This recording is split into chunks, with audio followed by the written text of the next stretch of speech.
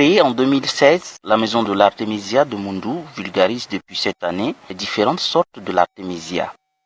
Ayant eu à soigner des patients grâce à cette plante, alors qu'elle exerçait comme infirmière au centre des handicapés de la ville de Moundou, Madame Kouaïdji Jeanne s'est depuis lors lancée à la vulgarisation de cette plante. Quand j'étais en fonction à la maison Notre-Dame, j'exerçais comme infirmière à la maison Notre-Dame de Paix. Et quand les médecins viennent pour la mission chirurgicale, le docteur Patrick me donne des gélules d'artémisia que je donne aux patients en curative et puis en préventive pour le paludisme. Et quand j'étais à la retraite, il était venu, il m'a demandé l'artémisia que j'utilise pour soigner les handicapés. Je peux soigner aussi d'autres personnes dans mon pays. C'était ainsi qu'avec le père Michel et Patrick, ils étaient venus visiter mon jardin et ils ont envoyé le message à la fondatrice Dr Lucide. Ils étaient venus à la prochaine mission. Dr Lucide était venue avec eux et elle a étudié le terrain. Elle a dit c'est bon, on peut vulgariser l'artémisia là ici. C'est ainsi qu'elle m'a apporté les graines que j'ai commencé à vulgariser depuis 2016. Ça a soigné beaucoup les gens et moi aussi je me suis soigné avec. Même les gens de l'extérieur, par exemple au Cameroun, le territoire tchadien, il y a beaucoup de gens qui prennent ce produit et ça leur soigne bien. Sous l'impulsion du docteur Lucile, fondatrice des maisons de l'artémisia, le Tchad est le 18e pays où la maison de l'artémisia existe grâce à la passion de Kouaïdji Jeanne pour cette plante. Pour le moment, c'est le docteur, la fondatrice, docteur Lucide, c'est elle qui nous soutient jusqu'à maintenant. Elle a dit qu'elle va nous soutenir pendant 2 ans et elle va nous lâcher. Mais jusqu'à là, elle est toujours derrière nous. Comme on ne peut pas, on n'a pas de moyens pour continuer, donc elle est derrière nous encore, la Maison de France. Afin de partager les connaissances, Kouaïdji Jeanne organise de temps en temps des formations. Pour vulgariser l'artémisia, j'ai formé beaucoup de gens.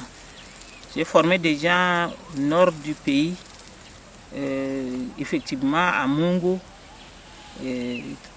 à Sar, N'Djamena, et Laï, Moundou,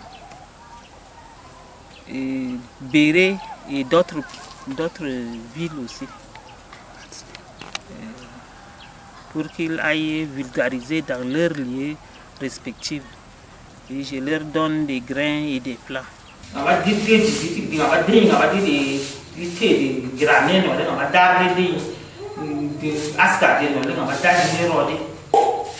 plusieurs essais cliniques, l'artémisia est retenu et a été approuvé comme remède pour le palu.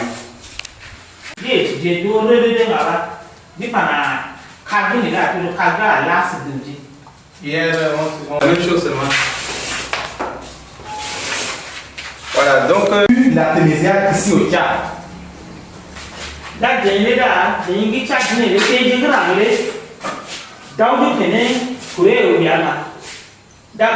Docteur Lucide Cornet et le goût de ce docteur dirait là il faut le goût docteur Patrick n'a pas de ça arrête de et n'a pas assis. Au début c'était pas facile. Je dis Dieu merci, mais sauf que même si nous avons certaines mains mises sur nous, on peut dire Dieu merci parce que nous soignons, même dans la famille, même si on n'a pas trop fait ailleurs. Maintenant, nous sommes en phase de repiquage de l'artémisia annua. L'artémisia annua, pour repiquer, il faut avoir d'abord 6 à 7 feuilles. Donc, arrivé à 6 à 7 feuilles, on doit repiquer. Mais avant de repiquer, il faut chercher d'abord de la terre noire. Et puis, à l'état de la terre, si la terre n'est pas bien, il faut aussi mélanger avec du compost. Il faut mélanger d'abord avec du compost avant de remplir dans des pots. Quand on mélange comme ça, avec du compost, on va choisir ce qui est en bon état. Ceux qui sont comme ça, en bon état, de 7 à 8 feuilles. Quand on repique comme ça, on doit garder comme ça dans l'ombre. On ne peut pas laisser amener sous les hangars comme ça pour protéger. Donc, quand on les vérifie, s'il n'y a rien, donc arriver dans ce développement, cette maturité, directement au terrain pour la transplantation.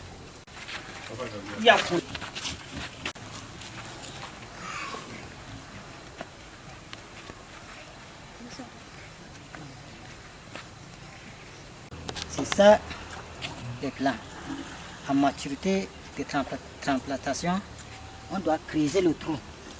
On doit creuser le trou une distance de 10 à 15 cm.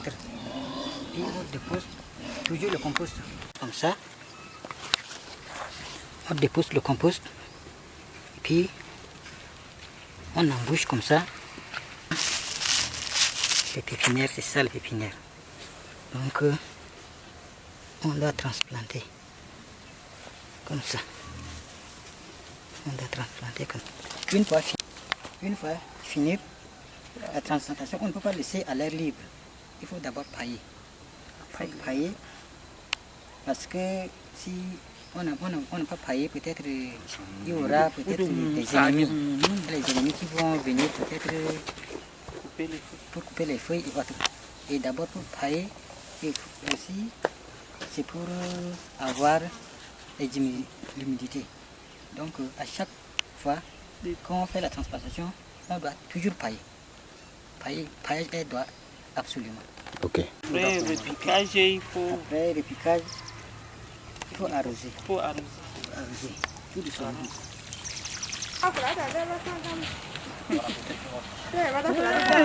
Nous sommes maintenant en phase de la récolte.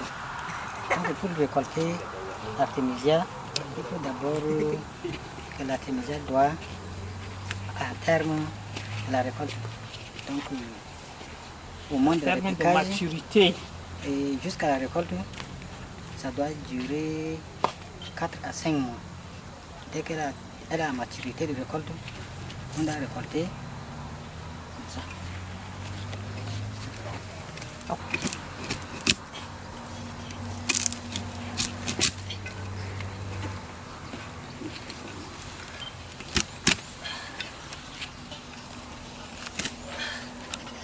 Da artémisia le jiraje kula jiraje kandele mi kai dino le kandele ce junge jauje ne lo mi adile jauje kene da asa da jaje lo kunja dinga ba jaje ne Okay, on y va.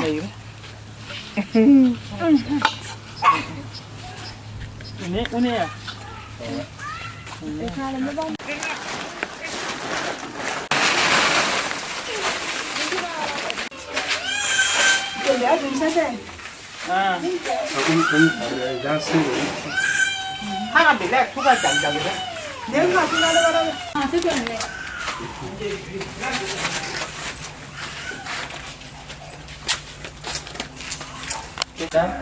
faut nettoyer. On doit nettoyer.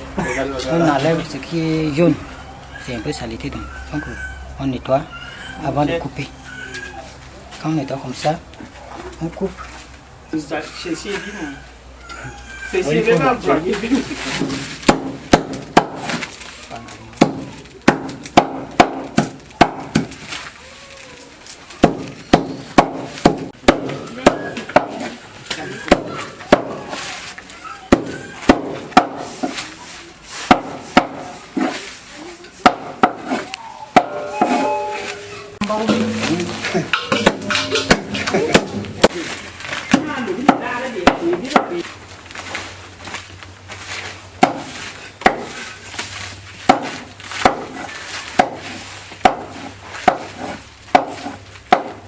Donc quand on finit, on amène la récolte, on coupe comme ça.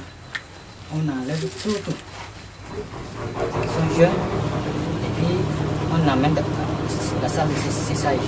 Parce qu'on ne doit pas sécher au soleil. À chaque fois, on doit sécher. Pardon, comment tu l'as dit?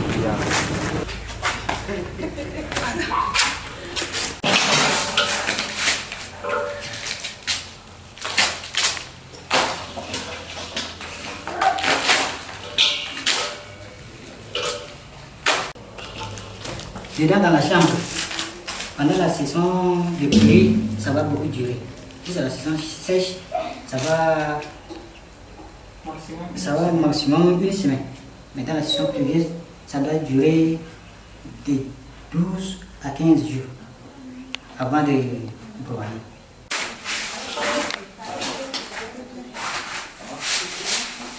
C'est déjà sec. Donc, je vais amener à la broyage.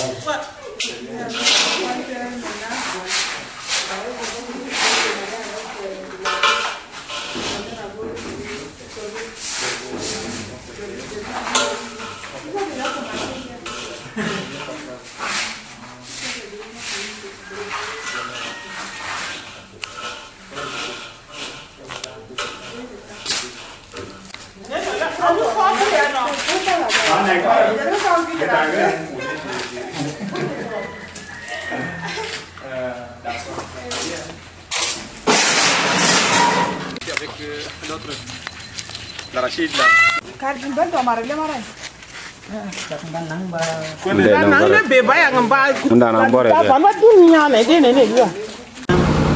sommes en phase de broyage. Donc c'est ça, broyer, et c'est ça la technicien. Donc c'est déjà sec. Et mis dans la broyage. Voilà. Démarrer.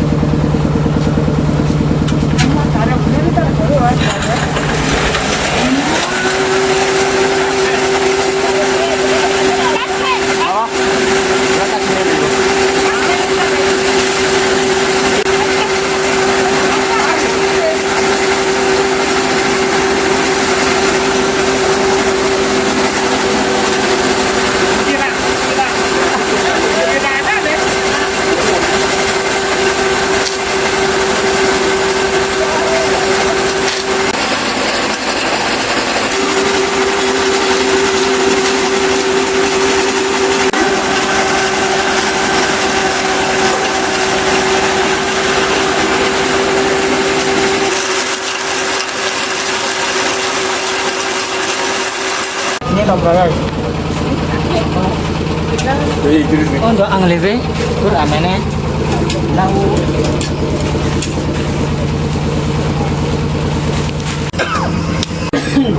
Voici la Tunisia. Vous voyez. Après le broyage, on met l'artémisia broyée, tige et feuilles dans un petit sachet. Normalement, on devrait mettre dans les sachets en papier, mais pour le moment, on n'en a pas encore. Donc, on continue avec les sachets en plastique. Donc, on met dans le sachet de 5 grammes. On a une balance, on met dans le sachet.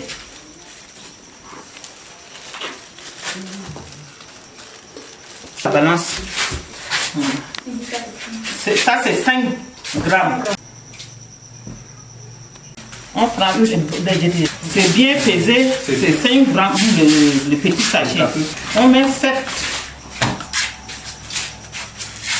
On met 7 dans une enveloppe. On met 7 dans une enveloppe qu'on ferme, agrafé dans un sachet, les 7 petits sachets de 5 grammes. Et on part arranger dans la pharmacie.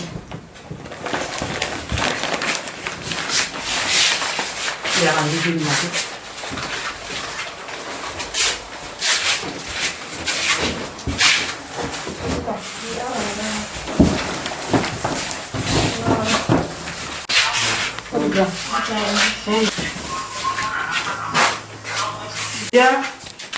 On a l'artémisia en sachet qu'on met dans les sachets en tiges et feuilles ensemble broyées.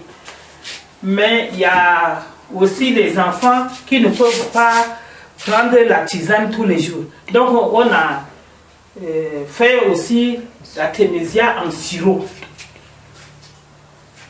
Artémisia annua et afra en sirop pour le paludisme.